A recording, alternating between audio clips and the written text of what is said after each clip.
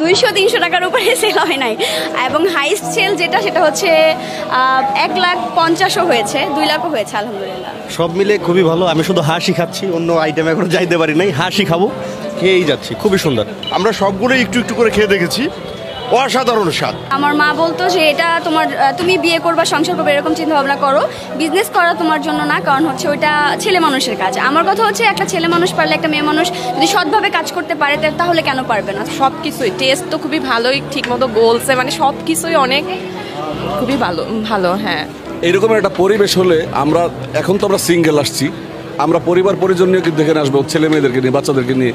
একটু পরিবেশটা সুন্দর, এখানে এসে খেলে ভাল লাগবে, একটু এনভায়রনমেন্টটাও দেখলো ভাল লাগবে, গান বাজনা আছে, সবকিছু মিলিয়ে অসাধারণ। একটা সময় যখন মনে হয়েছিল যে এত বড় একটা উদ্যোগ নিব, আমি কি পারবো, কখনো কি উপরে যেতে পারবো, এটা চিন্তা ভাবনা অলওয়েজ করতাম। বাট নিজের যে সাহসটা, মন থেকে যে সাহসটা, ওইটা আসলে নিজেকে দিয়েছে, কারণ আমার মনে হয়েছে আমি পারবো বলেই এত দূরে আসতে পেরেছি।